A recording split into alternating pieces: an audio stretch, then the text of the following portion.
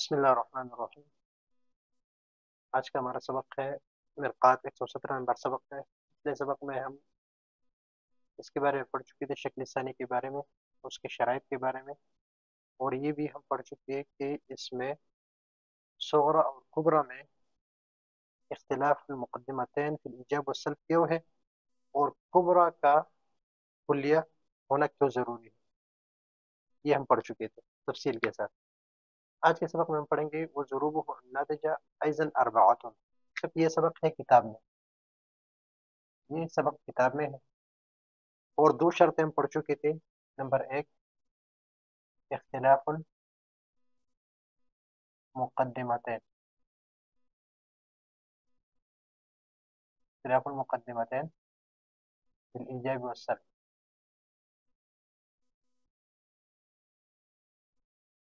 الایجاب والسلب اور کلیت الکبریٰ۔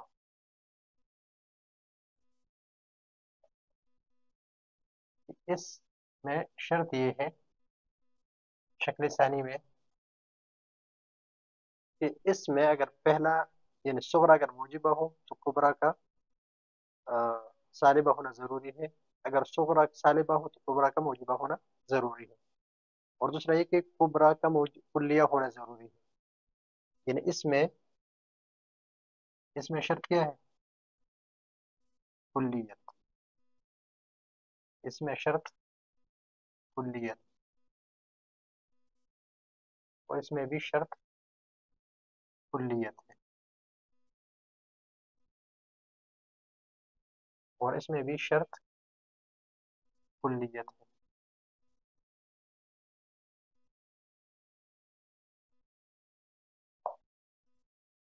لیکن اس کو دیکھ کہ اگر یہ موجبہ ہو تو یہ اس کا سالبہ ہونا ضروری ہے۔ اس میں جو ہم نے کلیت کی شرط رکھی تو یہ جو ہے، یہ جو میں دائرہ لگا رہا ہوں یہ جزئیہ ہے، کلیہ نہیں، اور یہ بھی جزئیہ ہے، کلیہ نہیں ہے، یہ جزئیہ ہے کلیہ نہیں ہے، اور یہ بھی جزئیہ ہے کلیہ نہیں ہے، یہ بھی جزئیہ ہے کلیہ نہیں ہے، اور یہ بھی جزئیہ ہے کلیہ نہیں ہے، یہ بھی جزئیہ ہے اور کلیہ نہیں ہے، اور یہ بھی جزئیہ ہے کلیہ نہیں ہے۔ تو ایک، دو، تین، چار، پانچ، چھ، سات اور آٹھ، آٹھ تو کبرا کی کلیت کی شرط سے آٹھ نکل گئے، صرف کلیت کی وجہ سے کہ کلی نہیں، آٹھ، یہ آٹھ نکل گئے۔ اب یہاں پر جو کلی ہے یہ موجبہ کلیہ ہے، یہ سالبہ کلیہ ہے، یہ موجبہ کلیہ ہے، یہ سالبہ کلیہ ہے۔ اب اس میں دیکھیں گے کہ اگر یہ موجبہ کلیہ ہے، موجبہ کلیہ ہے، تو صغرا کا دیکھیں گے کہ یہ سالبہ کلیہ ہے یا نہیں، یہ سالبہ کلیہ ہے یا نہیں، یعنی اختلاف فی الایجاب والسلب ہے یا نہیں۔ یہ موجبہ کلیہ ہے، یہ ایک شرط تو پائی جا رہی ہے، پہلی شرط کہ کلیت الکبریٰ، لیکن دوسری شرط جو ہے کہ اگر یہ موجبہ ہو تو صغرا کا سالبہ ہو، اگر صغرا موجبہ ہو تو کبرا کا سالبہ ہونا ضروری ہے، اور اگر یہ سالبہ ہو تو اس کا موجبہ ہونا ضروری ہے۔ ابھی دونوں موجبے ہیں، یہ بھی موجبہ ہے اور یہ بھی موجبہ ہے، تو اس وجہ سے یہ بھی حروف نتیجے میں سے نہیں ہے، بلکہ ضروری نتیجے میں سے نہیں ہے، بلکہ ضروری عقیمہ میں سے ہے۔ دوسری شرط نہیں پائی جا رہی، اختلاف المقدمتین بالایجاب والسلب، یہاں پر پائی جا رہی ہے، یہ جو ہے اس میں پائی جا رہی ہے۔ پہلا ہم اس میں ہے موجبہ کلیہ،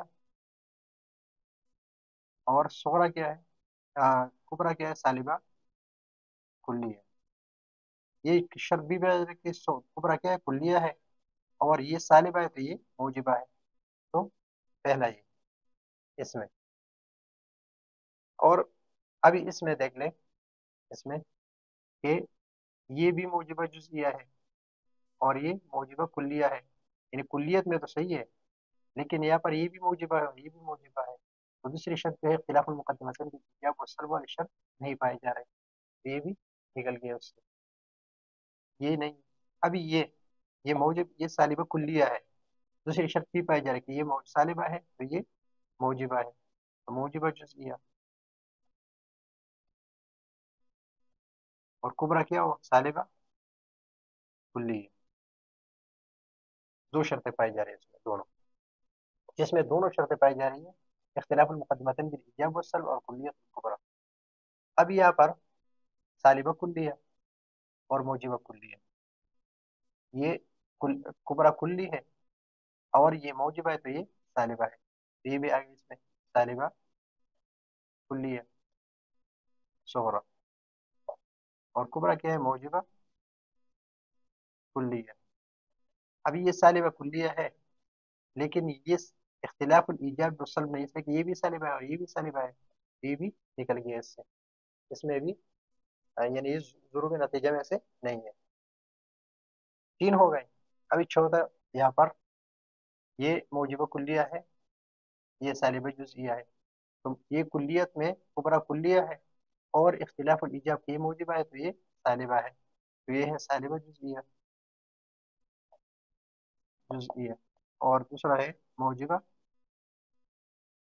کلیہ.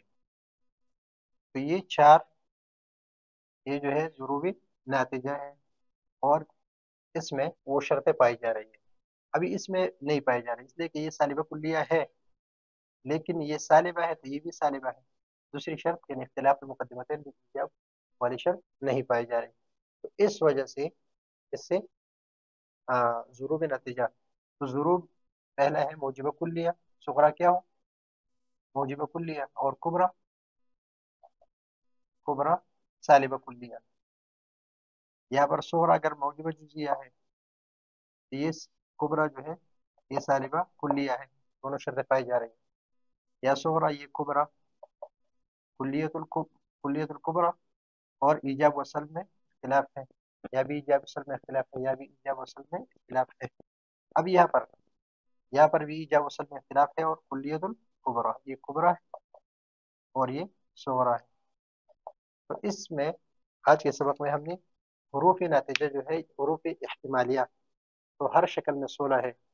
حروف ضروب ناتجہ یعنی ضروب احتمالیہ جو ہے وہ 16 ہے ہر شکل میں، چاہے شکل اول ہو، شکل ثانی ہو، شکل ثالث ہو یا شکل رابع ہو. لیکن اس میں سے جو ضروب ناتجہ ہے وہ 4 ہے، اور جو ضروب عقیمہ ہے وہ 12 ہے. تو یہ ہے آج کا ہمارا سبق کہ ضروب ہو الناتجہ ایضا اربعۃ، کہ کون کون سے ہیں جس میں دونوں شرطیں پائی جا رہی ہیں اور کس طرح شرطیں پائی جا رہی ہیں. تو یہ ہے آج کا ہمارا نقاط کا 117 نمبر سبق. اگلے سبق کے لیے اجازت چاہتے ہیں. اللہ حافظ.